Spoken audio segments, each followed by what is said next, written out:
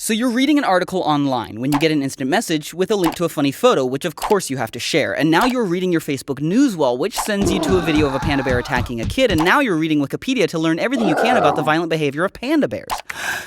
And this is what 3 minutes on the internet can be like. We live like this all the time, and it has to have some kind of effect on us. The net is making us more superficial as thinkers. That is Nicholas Carr. He is the author of The Shallows, What the Internet is Doing to Our Brains. To understand this whole thing better, we need to go way back in time, to say, like, the prehistoric age. You wanted to know everything going on around you, because the more you knew about your surroundings, the less likely you were to get attacked by a predator. And there's even evidence that our brains release some dopamine, pleasure-producing neurotransmitter chemical, to reward us for seeking out and finding new information. So getting distracted felt good and helped us stay alive. But the problem is that nowadays, predators aren't much of an issue, but we still have the same brains. And also, there's the internet, which is...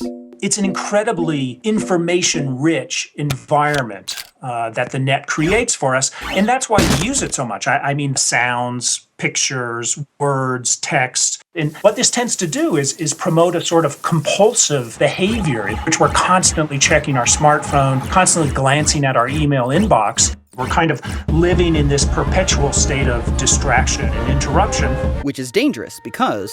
that mode of thinking crowds out the more contemplative, calmer modes of thinking. And that focused, calm thinking is actually how we learn. It's a process called memory consolidation. And that means the transfer of information from our short-term working memory to our long-term memory.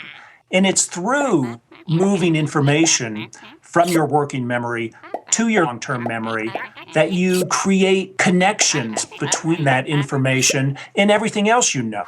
So you've got this awesome life-changing piece of information in your short-term memory, but then you hear that email ding and poof, there it goes. That email takes its place and you never get a chance to learn anything, all because of one distraction. So attention is the key, and if we lose control of our attention or are constantly dividing our attention, then we don't really enjoy that consolidation process. But I can hear it now. Someone out there is saying, what does learning matter if all the information in the world is just a Google search away? Well... that is kind of shortchanging our intellects. If that's the way you're using your mind, just kind of searching very quickly and finding information and then forgetting it very quickly, you're never building knowledge. You're kind of thinking like a computer. Which means that our very humanity is at stake. And it would be a shame if we all got assimilated because, well, humanity is pretty neat.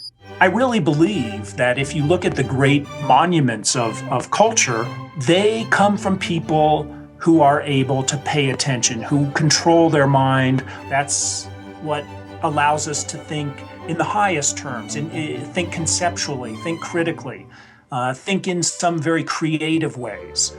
And it's this kind of thinking that's at risk, being eroded one cute cat video at a time. Don't get us wrong, the internet is good for lots of things, and it should be celebrated.